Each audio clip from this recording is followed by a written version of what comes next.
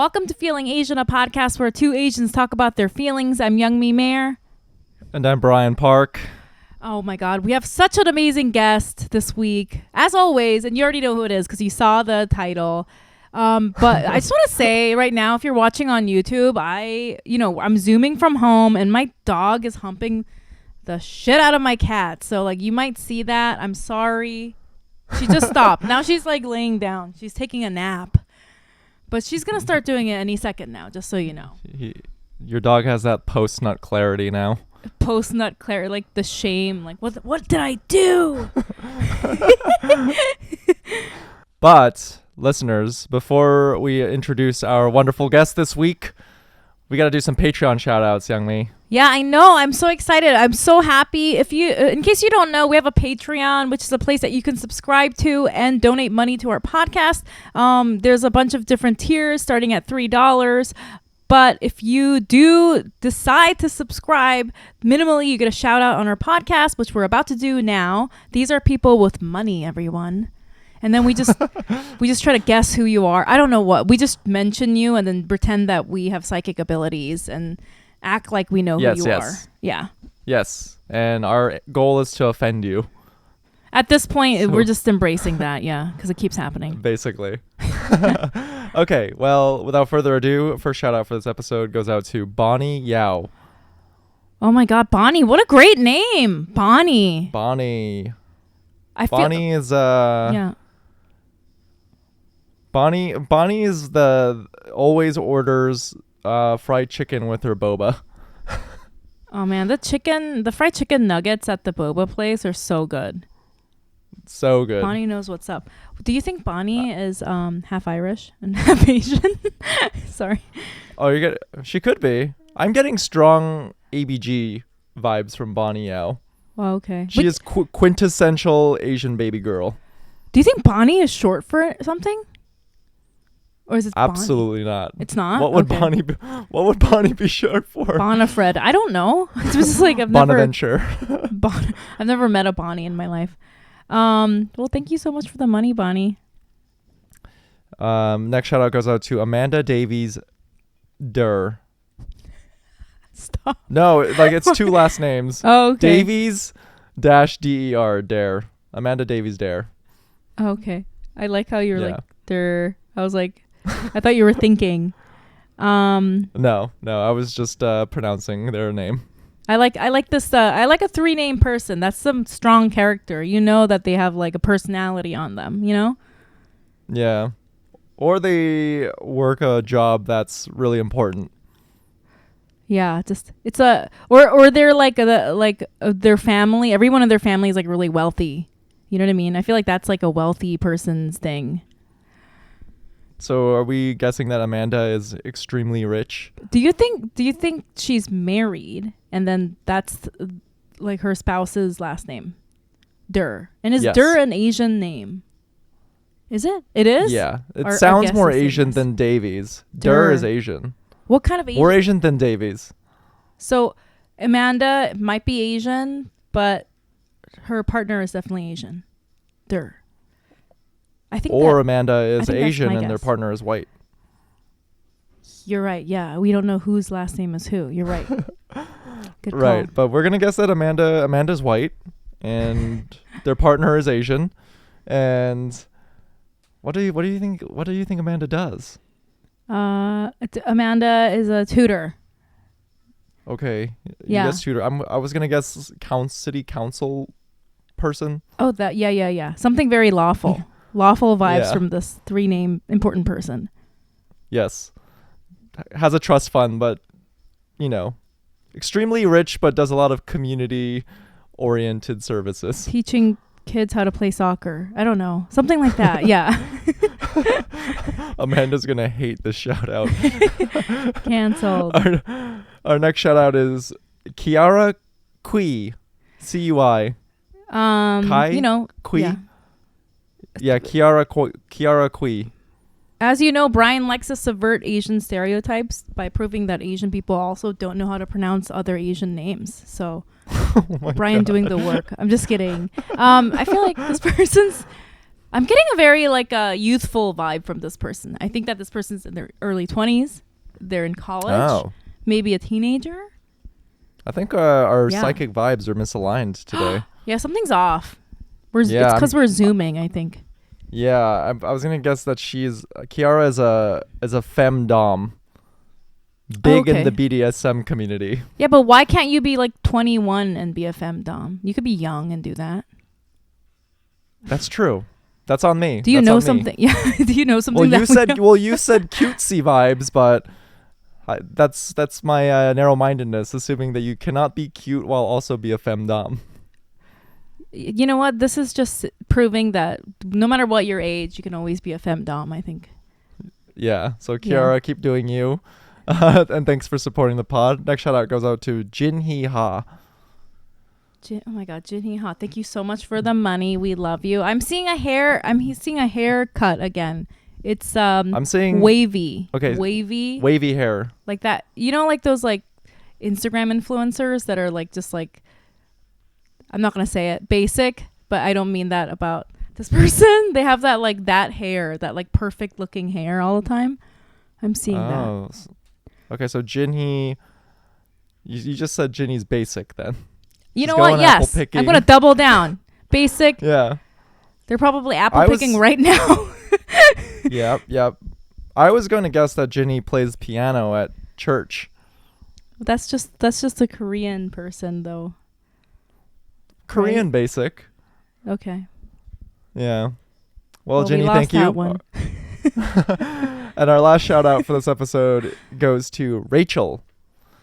It's just Rachel? It's just Rachel. Okay, I want to pull out this is the funny thing. Like, even if you donated money to our podcast and you're Rachel, how would you know that you were this Rachel? Do you know what I mean? I'm going to guess that Rachel is a big Twitch streamer. Okay. Because, like, there's some ego with this donation. Like, to just say your name is Rachel and to be recognized as such, but have the confidence to know that you'll recognize when we say Rachel. She's like, that's Twitch streamer me. Energy. Yeah. I was getting the psychic vibe that this person doesn't live in the States. Oh, okay. That's my vibe. She lives in like Singapore Indonesia. Or something. Yeah, something like that. Yeah. All right, cool. Well, anyways, thank you so much for donating, and thank you all for supporting the podcast. Once again, you can do so at Patreon at patreon.com/feelingasian. And Youngmi, I think it's time to introduce our wonderful guest this week. I'm so excited. Listeners, you are in for an absolute treat. Your guest this week is an incredibly, incredibly talented comedian, and they were just recognized by Vulture as one of the comedians you will and should know. And basically, you've seen them everywhere on social media. Please, listeners, give your ears to Jes Tom. Hi, guys. Thanks for having me. Woo! I feel like having a good credit is especially important on an Asian show. Oh, yeah. Oh, yeah. Oh, yeah. A nice prestigious credit. We should start introducing people by like saying that they went to like a fake Ivy League. Did you go to an Ivy League school, Jess? I went to Smith, which was a women's college, which was like the female Ivy Leagues before women could go to Ivy Leagues. Wow. What if we started? But now it's kind of like a mid-tier liberal arts college. Well, you know. Were you arch rivals with Wellesley? Sort of, yeah. Sort of. Wow. Probably our rugby teams had a sordid rivalry with each other. That's a rugby. That's hot. That's what they thought at Smith College, yeah. Should we start doing that, or is that too like Asian-y of us to be like, here's this person, they went to this school, so you have to respect them. I think we absolutely. I mean that is how we respect is earned amongst the Asian American community. Is what college did you go to? I know. Otherwise, how are you going to know where on the tier we fall? Exactly. How are you gonna know how hard to laugh at their jokes, their dad jokes and stuff? You know, right at dinner. how are you going to know who's pouring whose drink? Exactly, because it has to go in order of university ranking. Yes, exactly. It used to be age, but Right, not in right. 2021. No. I feel like getting on that list makes you like top tier Ivy League comedian. So congrats. Congratulations. Thank you. Thank you. That's what I did it for. I just wanted all the respectivations everywhere.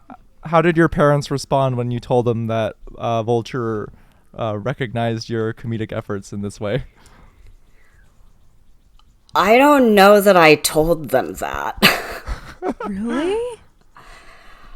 Oh man. Okay, we're just gonna get right into family dynamics immediately. Yes, we love that. I don't know. I don't talk to my family that much. Okay. Not and not even in a really dramatic way. I know that Yeah. like, especially when a queer person is like, I don't talk to my parents that much, it like sounds really dramatic. It's not really like that. Yeah. We're just, yeah, I don't know. It feels like a loaded question to be like, what did your right. parents say? And Right. and when you say you don't talk to them that much, are we talking once every 3 months?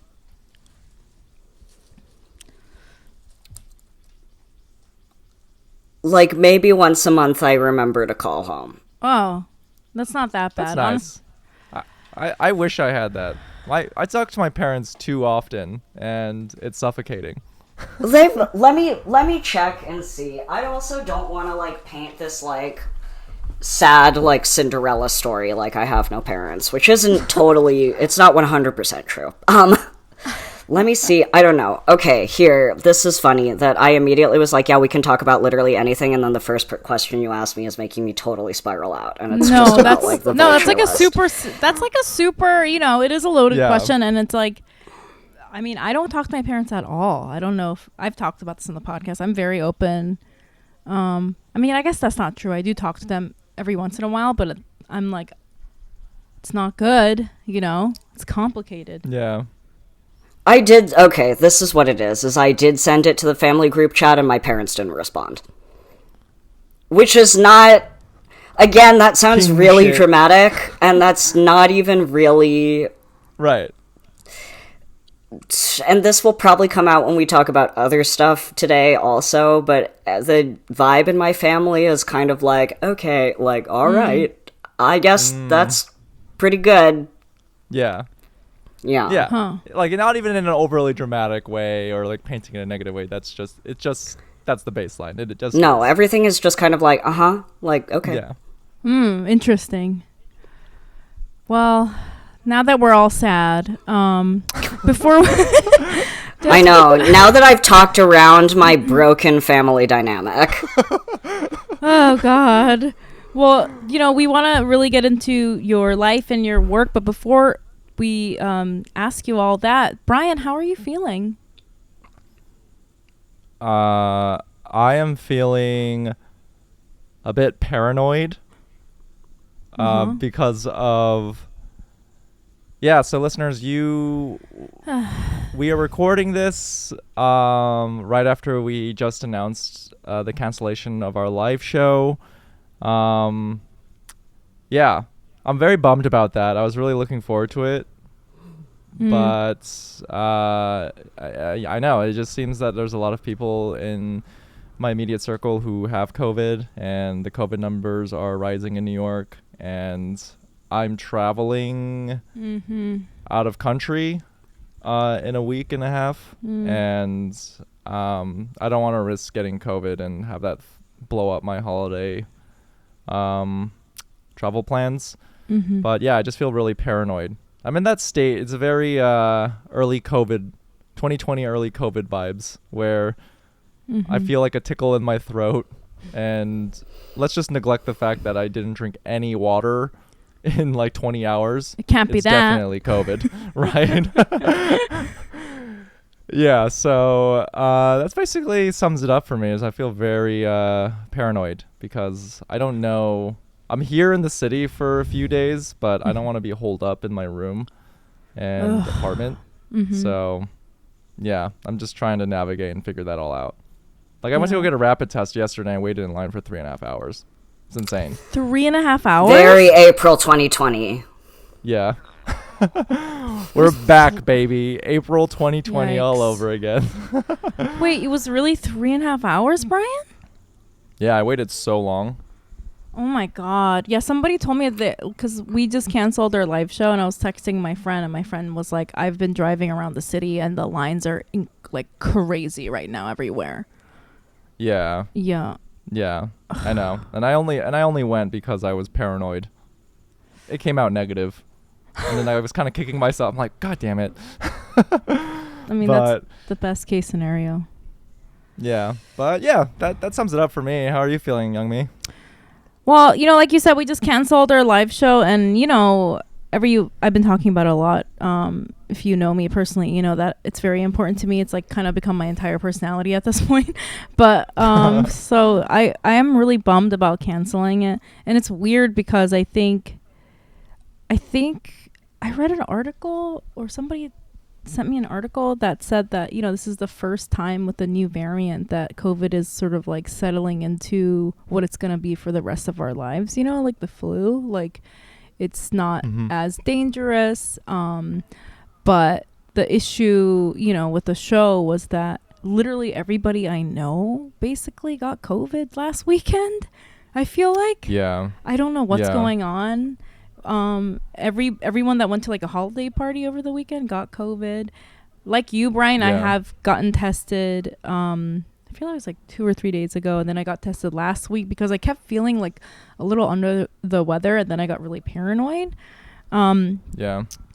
But yeah, I guess I was like, okay, moving forward, it feels like we're all just gonna always have COVID, and we're gonna have to stop really canceling events or whatever.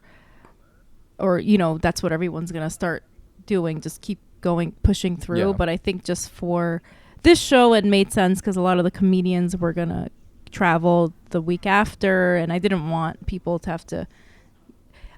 I'm like, this is me being 100% like serious. Like at the rate that people are getting COVID right now, if we had the live show, I guarantee you there would have been like an outbreak. There definitely were going to be at least a few people there that had COVID.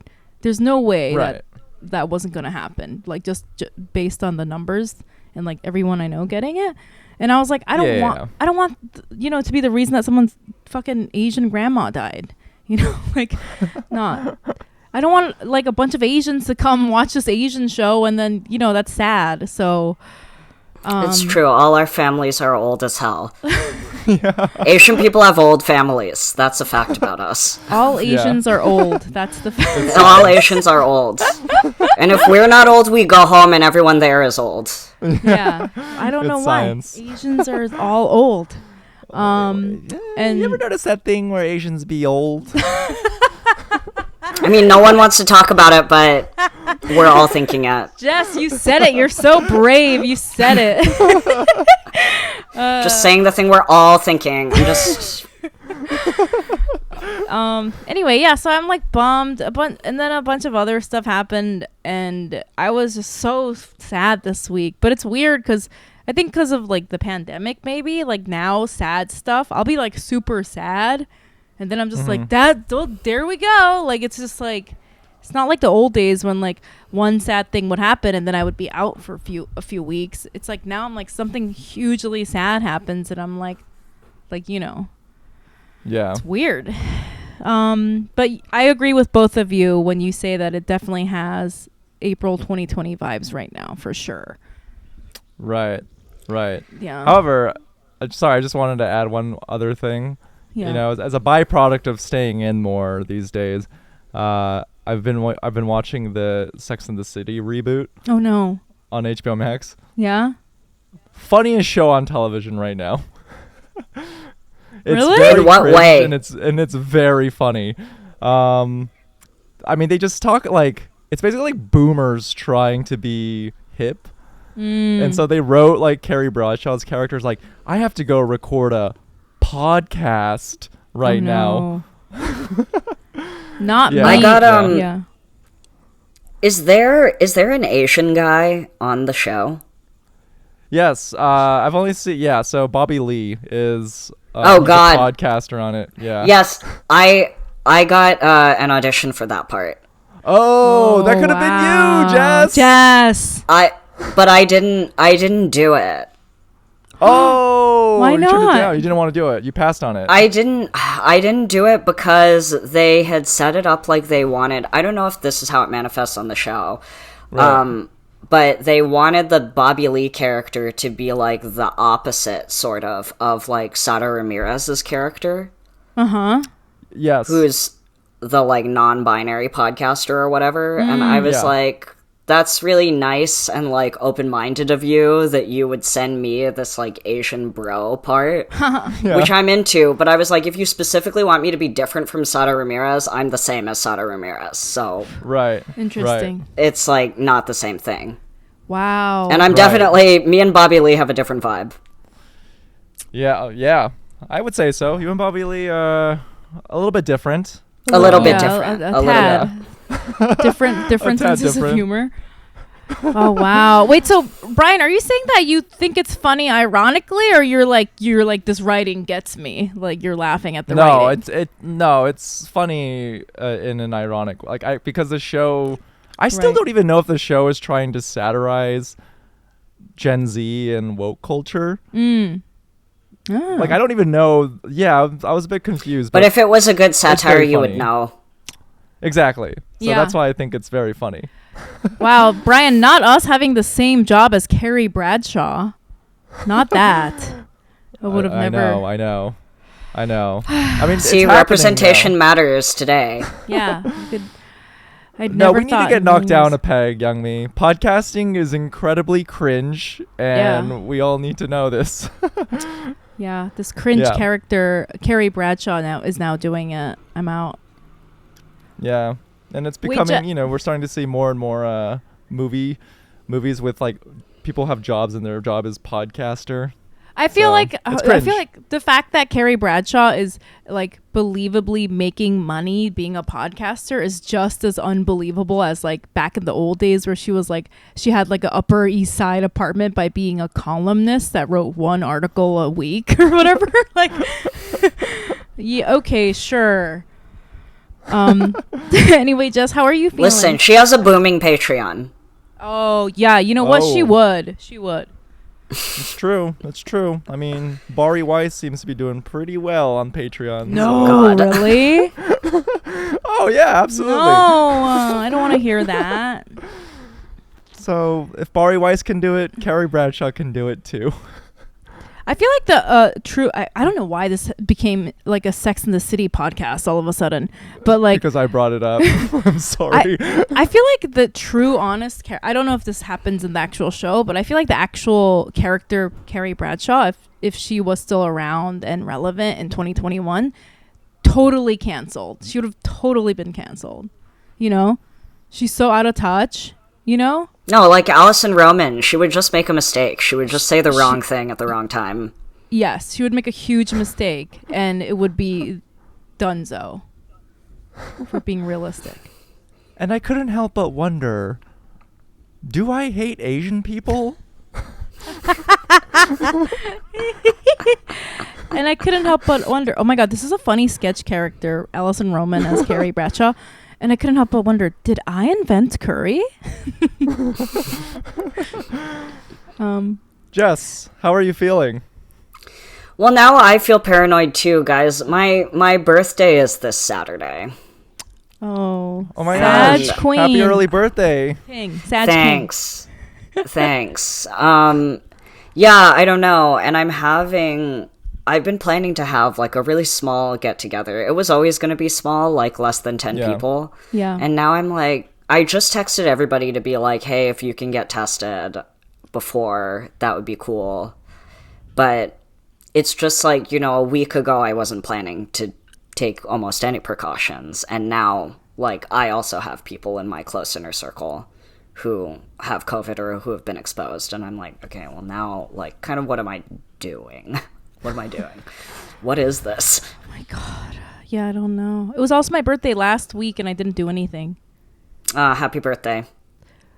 Thank you. It wasn't like me being like cautious. It's just I'm a loser. Wait, so you're also a Sagittarius? I am a Sagittarius. Woo. So Is it's Sag are Sag- season. Right, are Sagittariuses known for being chaotic? I'm just basing this off of Young Me. Is that a character trait of Sagittarius?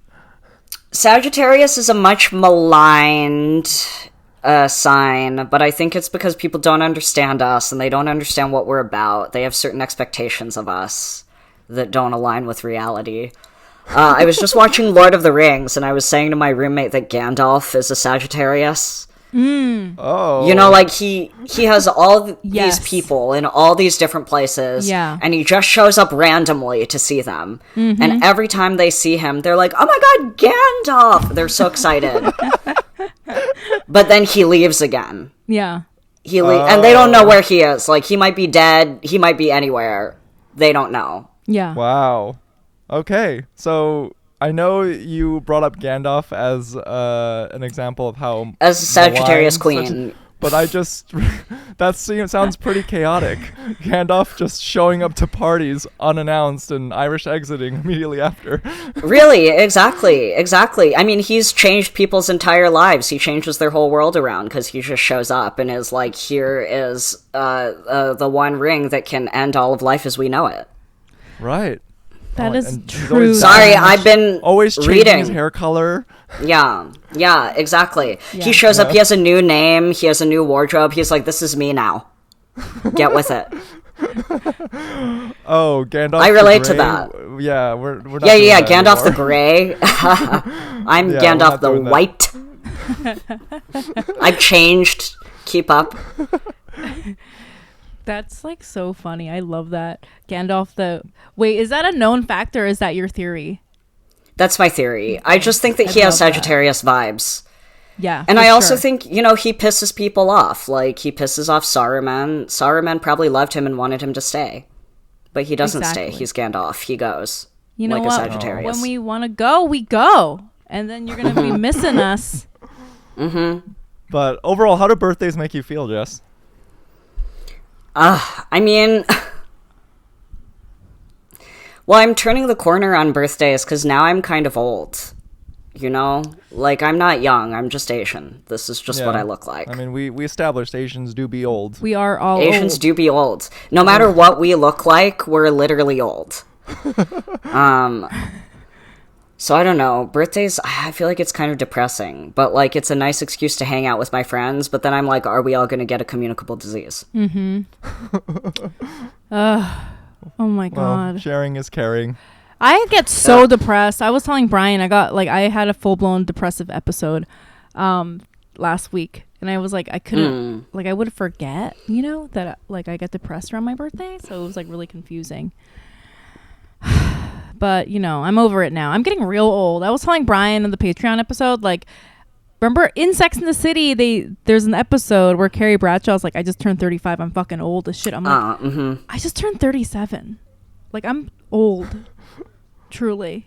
Which, you know. But you're Asian, so you'll never look as bad as Carrie. Thank you. I'm taking that one as a great compliment. I know. Yeah. So anyway, so Jess, we really wanted to have you on the podcast for a really long time. And then we did want to discuss your non-binary identity. But then I was also kind of wondering, like, I wonder if that is, I don't know, like annoying or something that, you know, you do have to discuss all the time. I know you do jokes about it. Is that, so I guess before we even talk about that, like, how do you feel about discussing it? Like, I mean, I feel okay about it. It's interesting because, like, the whole world has changed so much over the course of the time that I've been doing comedy. I've been doing comedy almost 10 years. wow. Since, like, 2013. And so it used to be that there was a real necessity for me to talk about this stuff because Right. just, like, people didn't know about it as much. And now, like, as we've been saying, there's a non-binary character on the reboot of Sex and the City. Like, it's just a whole other Right. thing now. So Right. it, in some ways, feels less necessary for me to talk about, like, quote unquote being non-binary specifically, because like now I'm sort of like, well, you know, Demi Lovato is talking about it Right. on YouTube or whatever. And so if somebody wants to listen to just somebody talk about quote unquote being non-binary, like you can kind of hear that Right. anywhere. Exactly. Yeah. Do you feel like, I guess this is the reason I wanted to ask you this, because we're doing the same thing that I'm about to bring up, but like, do you feel Do it. like, do you feel annoyed when you maybe go on a podcast or have an interview and like the whole thing becomes about that? Or I mean, I think it depends. I think that there's a cycle of questions that I get asked over and over again that now at this point I'm like, blah blah, we don't have to talk about this. Right. Like in the beginning I would do podcasts in like 2013, 2014 where people would really be like, so tell me about they pronouns and like tell me how to use they pronouns. And now I can be like, look, there's an Instagram infographic for that that you can just swipe through. Like, I don't have to talk to you about that. yeah, in Right. It's not 2021 you don't necessary. have to like have somebody like hold your hand through they them pronouns. Right. yeah. So it's just sort of a different conversation. And like we sort of understand a little bit better now that like lots of people can identify as non-binary or identify as trans, and like it can mean something different or like have a different narrative for each person. Whereas like in the beginning I really kind of felt like, okay, I have to talk about this because sort of like who else is going to be talking about it? Right. We can just have a more nuanced conversation now, I hope.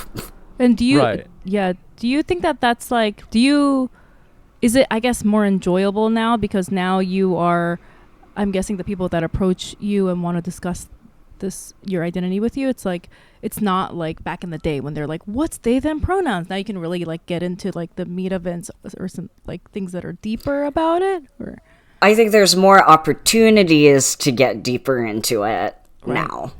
But whether or not we actually go there, yeah, also has to do with like what you guys want to know or like what we even want to be talking about. Right.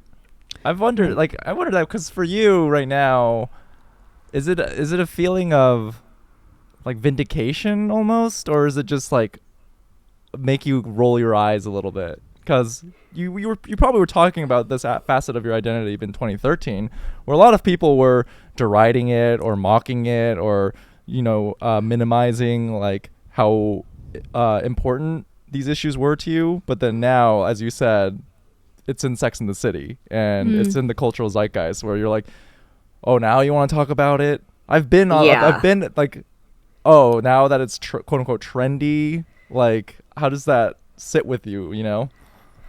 I just actually updated an intro bit that I do. I mean, you guys have seen me. I almost always get on stage and I do this bit that's like, blah, blah, my pronouns are they, them. I like when people call me they. It makes me feel less lonely. And so I just recently, for my new hour that I just did, updated that bit where I tell that bit and then I go, that joke is 10 years old. I had to say it at that time.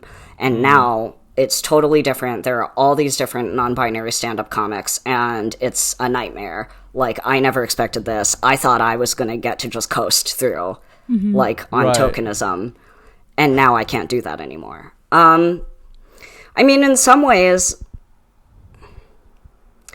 I think it's really great, obviously, that, like, there are lots of people finding themselves in these identities and, like, having these words to describe themselves, and that, like, everybody understands it more. Yeah. But I also think that, and I think this about a lot of different representation, from, like, non-binary to trans to queer in general to Asian, like, the level of representation just isn't that good. So, like, there are some ways in which I'm like, wow, I'm so surprised that this has happened so fast that, like, now you can't turn on a TV show on streaming and not have a non-binary character. And then on the other hand, I'm like, but it's the same goddamn non-binary character over and over and over again. That's like, actually, my pronouns are they, them. And I'm like, okay, this is not an interesting conversation. Yeah. Can I tell you my theory, or like something I feel like the only way I can sort of process that, because obviously I don't know how you feel. Please. How I see it is, and this is in regards to the character on Sex and the City, even though I haven't watched it. It's and I'm just kidding. These characters, whether it's somebody like writing a non-binary character that's like cis, like cishet, or somebody like a white person writing an Asian character, you can always hear it when it's not that person writing it, because they're they're writing it in this like sort of like stereotypical caricature, like what you said, like my pronouns are they, them, like that sort of, and there's like a weird like sort of resentful attitude almost that's like painted on that character because somebody's like writing it from down up here. Do you know what I mean?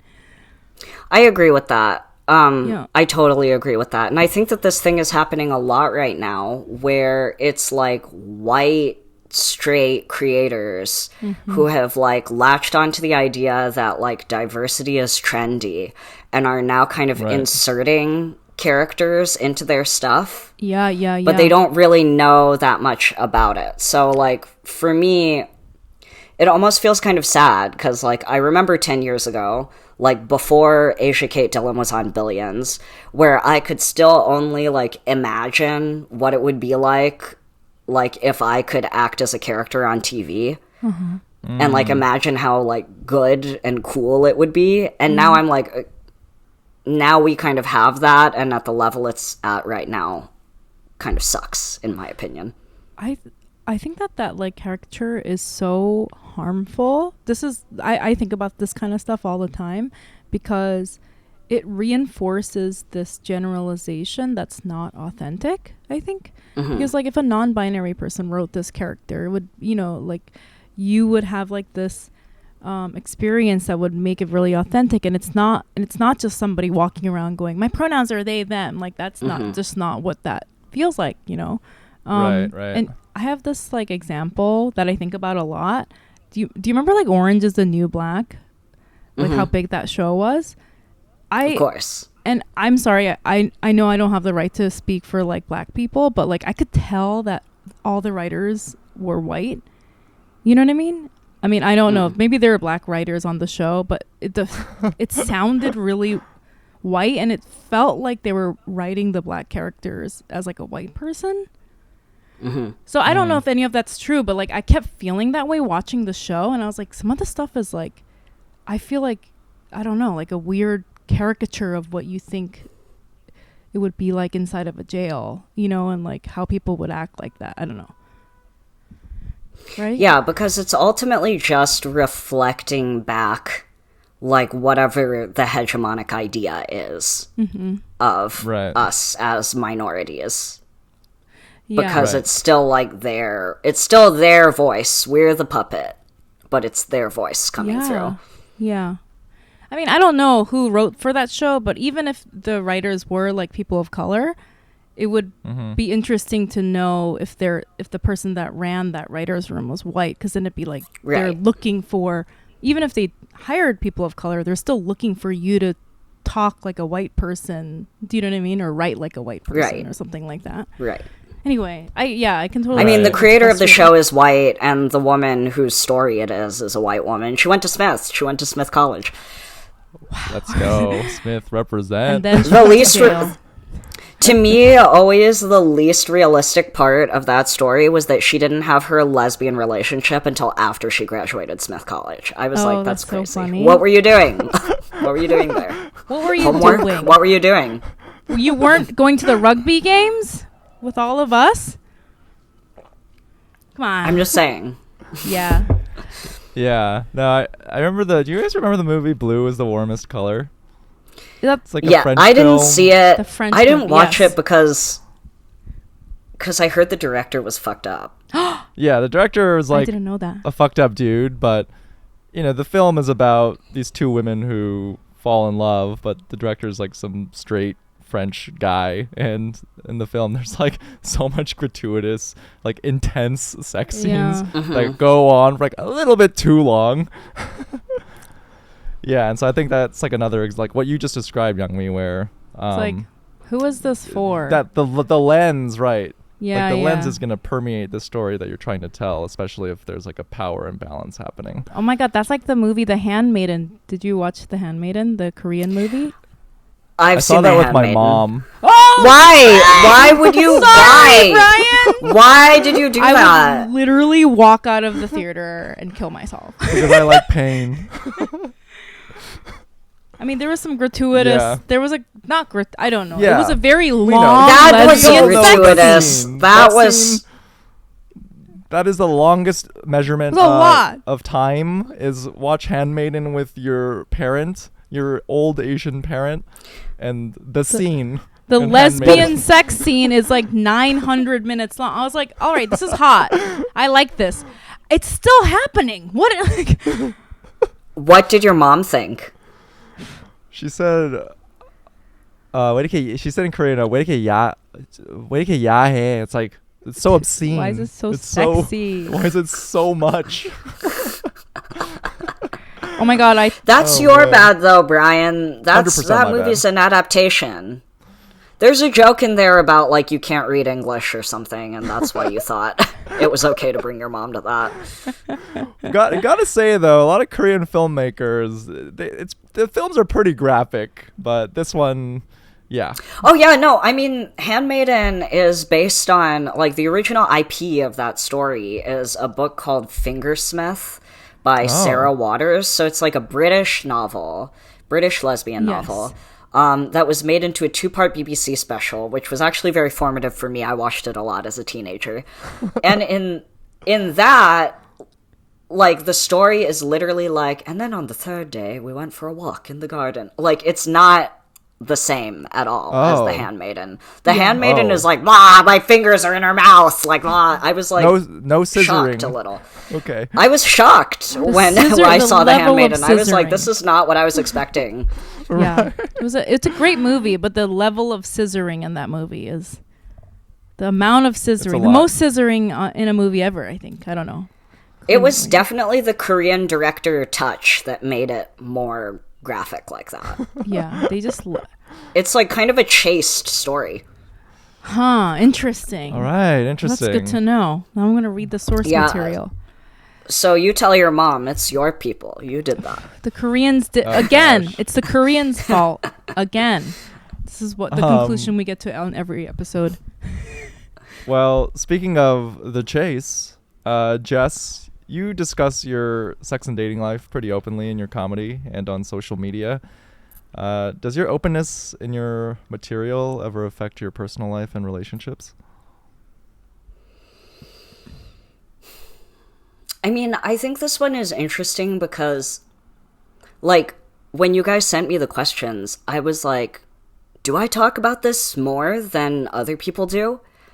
And I'm not actually sure that I do. I just think that the nature of my relationships are more different and, dare I say, interesting. So people latch on to, like, Jes Tom talks about sex and relationships. But it's that, like, I'm talking about, like, polyamory and, like, power dynamics and, like, open marriages and stuff just as much as, like, Steve whatever is talking about swiping on Tinder. Right. Wow, is it our own Damn. bias? It's for sure our own bias. Fuck. like, I mean, Ooh, what are you talking because about? I especially think, like, young me, I think you talk a lot about sex and dating. Well, I mean, to be honest with you, the reason why I put that question in, it was my question, was because I wanted to talk to you about, like, talking about sex let's get into on it. stage. Yeah, and I let's get into it. And I wanted to be like, oh my god, like, because I feel like there's so many weird, funny stories when you talk about sex a lot, you know, and then you have relationships with people, and they're like, oh, you talked about this, and I'm like, yeah. You know, like that sort of awkward situation. And so that's why I kind of that's what I wanted. That's the juicy goss that I wanted to hear from you, if I'm being completely honest. I feel like, oh man, I feel like number one, when somebody enters into a sexual or romantic relationship with a comedian, they've kind of signed an unspoken contract that we may speak about you. It's kind of like it's too bad. Same with any artist, a writer, a musician, anything. It's like, yeah, you might show up in the stuff. That's the deal. Yeah. You want to be in my life? This is my life. Yeah. But instead of like a song where it's like, she left me cold, it'll be like, so I was I was like touching her boobies on the subway, like, you know, like it's gonna be all the little details.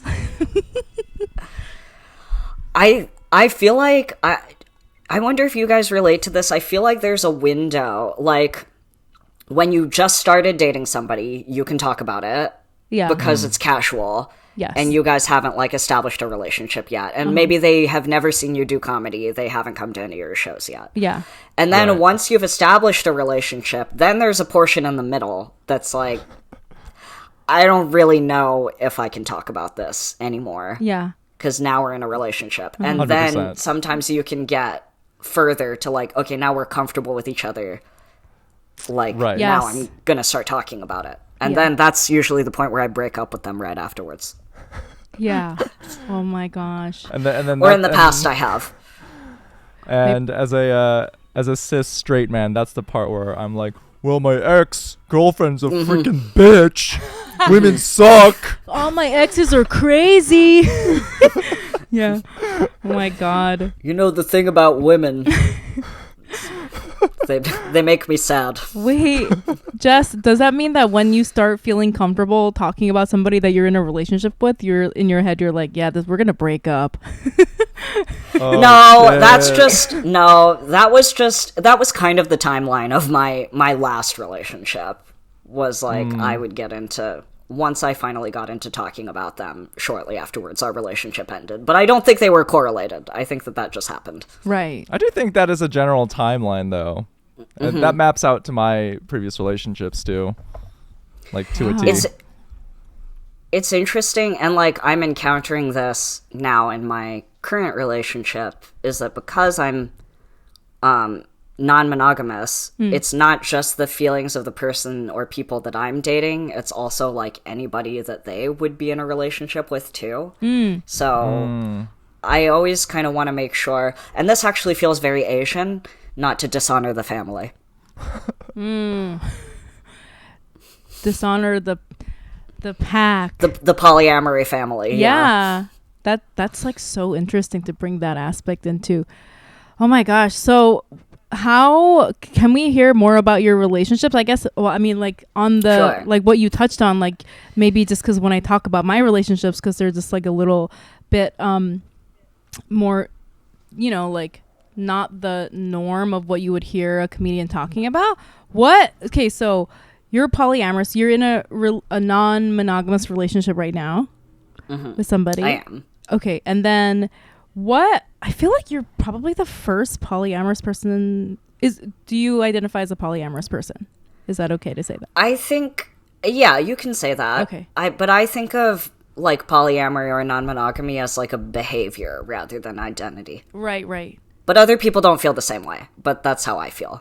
Okay. Right. I feel like you're I'm not like, I'm Jess, I am polyamorous, but I will be like, I'm in a polyamorous relationship right now. Right. My last relationship before this was a monogamous relationship. Oh, wow. Okay. So you are comfortable like on the situation based on the person or the emotions of that, like going back and forth. Oh, that's so interesting. I think you're the first person that we've had that's actively in a non-monogamous relationship besides Fumi Abe. I think, who do you know? Of course I know Fumi. he was like in an open relationship the last time we talked to him, so well, without getting too deep into that, I'll just say that whatever I'm doing and whatever Fumi would be doing are probably really different. Not in a personal way. It's just like really, really different to be like straight and in an open relationship. Right. Versus like me. I actually think it's much harder to be straight. So like really? Like what are those differences? And we're not saying this is like specific to Fumi, but like what no, your no, no. conception No, of a Fumi, straight... we like you. This is not about Fumi. Right. But I'm curious to learn more about that. Like, what are those differences then? Well, it's literally like straight people have more of a script that they're supposed to stick to. Yeah. You have more of like a pathway, and it's very direct. It's like we date, and then we live together, and then we get married, and then we have kids and a dog, blah, blah, blah. We have a house. Right. Whereas I'm already going to hell. You know, like, there's nothing I can do right. So, like, I can kind of do whatever I want. And there's more space for me to figure out alternative ways of being in a relationship that aren't just get married, have babies. And I think it's way harder to break out of that script if you're straight. Oh. Whoa, okay. Yeah, because, like, I don't even have that. You know, there are people, I could be like, I want to have babies and have a kid, and people would be like, that's crazy. That's, like, an insane, bad thing to do. So, like, I don't have to, like, nobody's pressuring me to, like, have a nice family. Right. Right. Okay. So you're saying that things can either become, like, in my head, I'm assuming, you know, things could be casual for infinity, or things can become very intense, like quote unquote intense, or very serious in a matter of 1 week per se. Like, it doesn't abide by a script or a timeline. You just sort of do whatever the fuck, because like you said, you're going to hell anyway, so there is no script. I mean, I just mean that I don't have the same kind of societal pressure on me that straight people do. So, like, if I want to date multiple people at the same time, or if I fall in love with multiple people at the same time, or I fall in love with someone who's in love with someone else, it's sort of like, well, yeah, like, I can, yeah, there's just no pressure for me to, like, be doing one thing anyway. Yeah, I think, you know, also I found, because I'm queer, I'm bisexual, and then I find that when I'm in relationships that, like, I was going to say stray from heteronormativity, but that makes it sound so bad in a weird way. It's just, like, that are, like, not traditional, like, heterosexual relationships. I find that I feel this, like, sort of freedom. So I kind of understand, you know, I kind of understand what you're saying, where I'm just like, oh, this is like a thing, and like I am feeling all these emotions, and it's kind of, for me personally, I feel like it's really liberating and nice feeling for those emotions to, like, sort of go into this shape that feels almost like, you know, like water when the bottle is shaped differently. Because with, like, a heterosexual relationship, the bottle is shaped like a mason jar, with whiskey in it. You know what I mean? Like, I don't know, you know, it's what a men, wedding ring. Nalgene. it's like, what? Yeah, it's an algae. It's a wedding ring. Exactly. It's just like a, you know, it's just he's gonna drive a pickup truck and I'm gonna make cupcakes. Like, there's this, like, little thing, but then I feel like in those, you know, relationships that I have that are not heterosexual, it's like, it does feel like, you know, one of those, like, mukbang bottles with this shaped like a grape, and then you pour the blue liquid in, and then you see it's a grape, you know, like that. Like, it feels like, oh, there's, like, so many places for these emotions to go, and I think it feels, I don't know, nice in a way for me. But thank you for clarifying that your sex life and Fumiabe's sex life look very different. I believe that 100%. If there's one thing I know on this planet. Me and Fumi have had a couple of interesting conversations. I hope this is true and that I'm not misquoting him on this, where it's sort of funny because, like, it manifests that me and Fumi are both sort of like 5'6" or 7" Asian guys. Right. But because he's of his experience and I'm of my experience, Fumi says stuff to me like, you probably get more girls than me all the time. And I'm like, well, yeah, like, yes.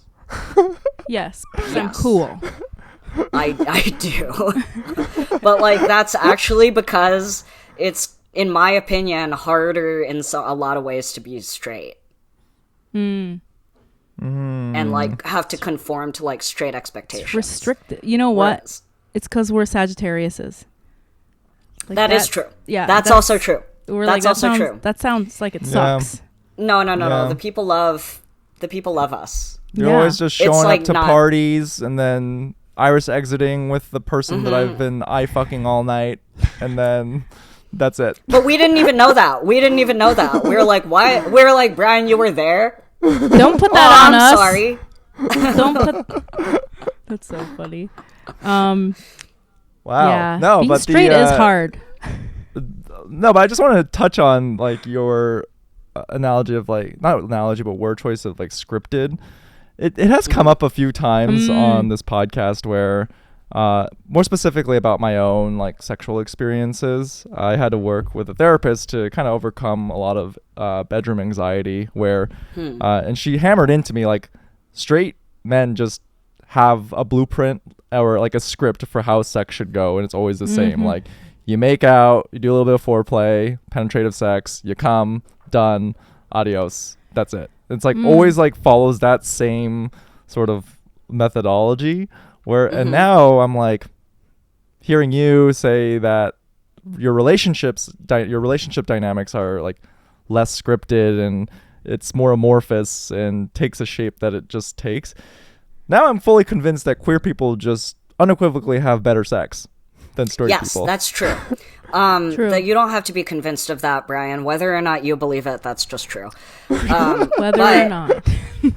Well, I mean, I worked at a sex shop, an upscale sex shop for 3 years, so I was the one helping straight people out most of the time, and I was like, oh, this is like not good.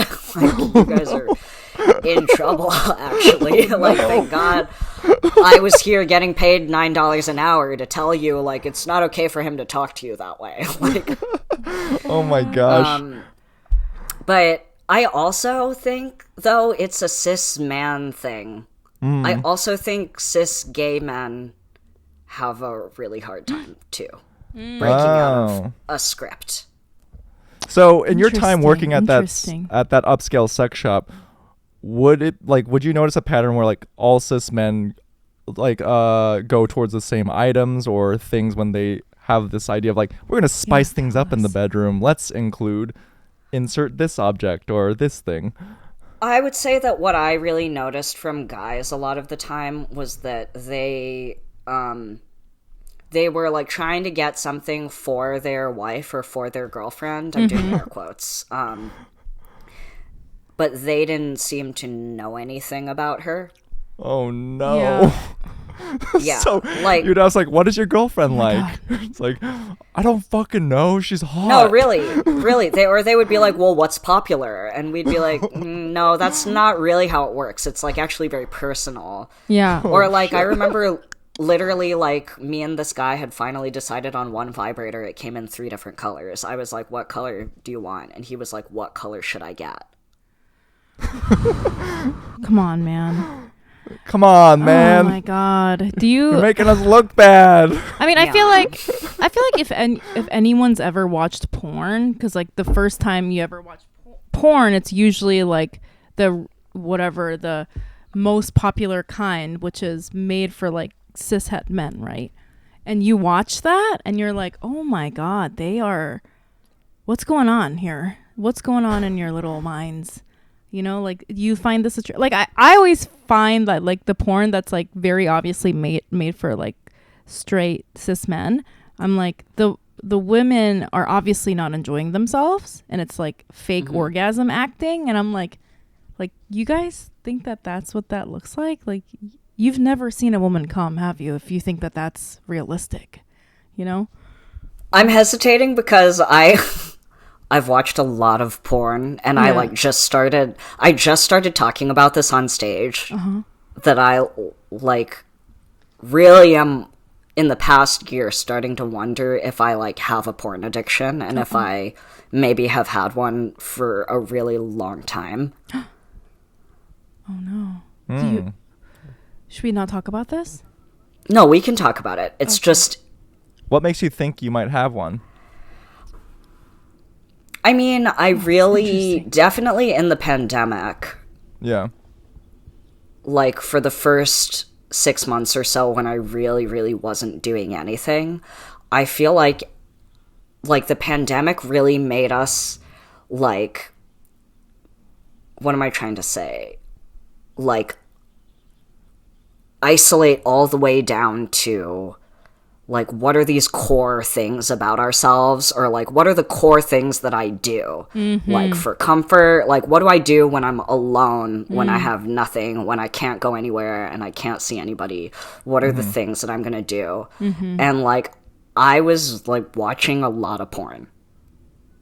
And I still... It persists, like, today. Not as much as when I literally was not working at all, obviously. But I'm like, oh, like, is this a thing that, like, this is the thing that I've chosen to do? What do you... So during that time in the pandemic when you were, like, really thinking about that, was it something that you felt like you wanted to, like, not be doing or change about yourself?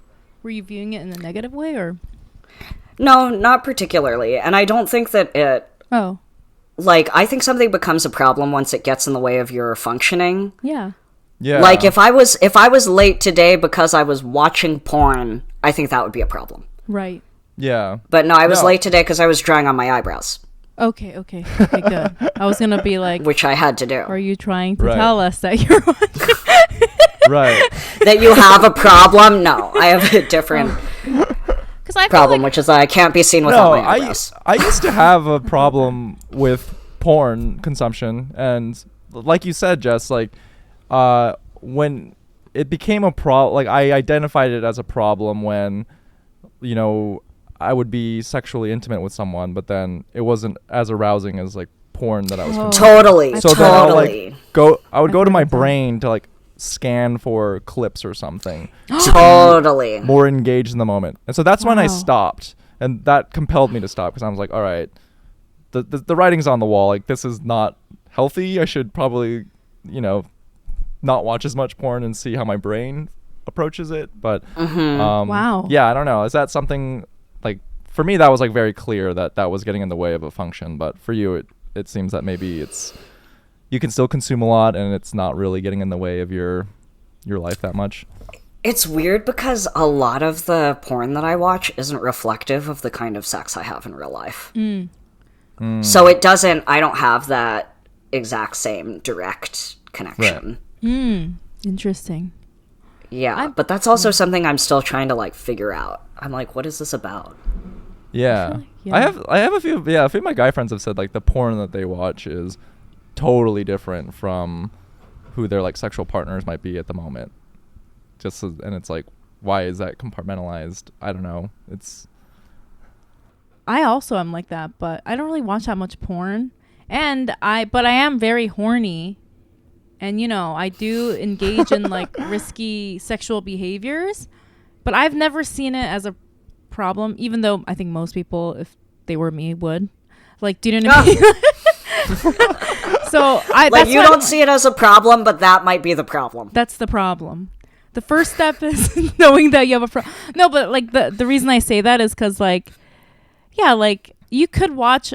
I know that there are lots of people that have like porn addictions and issues with that, but you could also just watch a lot of porn, and that's just, you know, it's fine. So I've definitely seen a lot of porn. If any Asian people listening right now have OnlyFans, hit me up and I will subscribe for you. Send that link. Yeah. Next episode, Youngmi's gonna be like, we need the Patreon more than ever, everyone. We're in a deep... I'm in the huge hole. Subscribe to so many OnlyFans. Well, Jess, frick, time went by so fast on this episode, but you know, thanks for being so open and teaching us a thing or two. But before we let you go, we like to ask this question to all of our guests, and that is, what is something that you're proud of? What is something that I'm proud of? I've been thinking about this. You know how people on Twitter are always doing, like, what's your biggest flex of the year when it gets to be the end of the year? Mm-hmm. Yes. I realized that this year was the year that I started making my money full-time from comedy. Nice. Fuck yeah, that's that's huge. Yeah.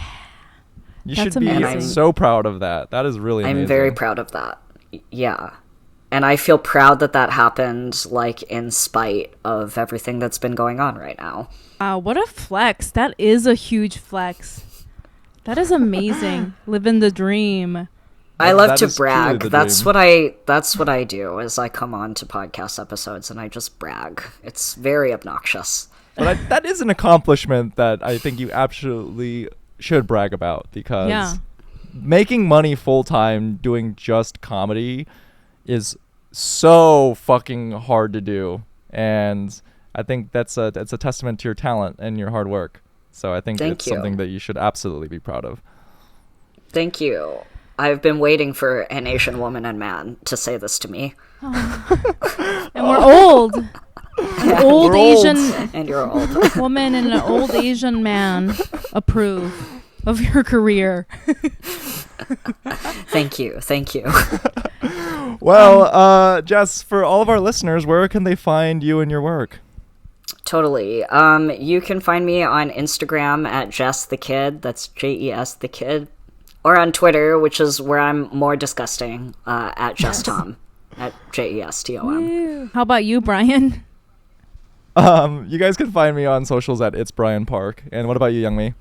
YM Mayor and Young Me Mayor on TikTok. I'm sorry that my dog gave up the humping. It was really funny, but if you're watching on YouTube, you saw a little bit of it. And what's going on This with is all Brian? afterglow now. Yeah, look at her. She's so tired. Kill her. That's right. Anyway, Aw. check out our podcast on at Feeling Asian Podcast everywhere. We have a YouTube channel. You're probably watching if you wanted to see my dog. And please subscribe to our And- Patreon if you have $3 a month. Yes, and once again, we're so sorry for those of you who plan on going to our December live show. However, we have a huge show in the works at the very tail end of January, but yeah, so keep an eye out for that, and we'll definitely be sure to let you all know first, because we want you all to have priority access to those tickets. Yeah. Well, Okay, bye. Thank you so much, Jess. Bye. Thanks, guys. Bye.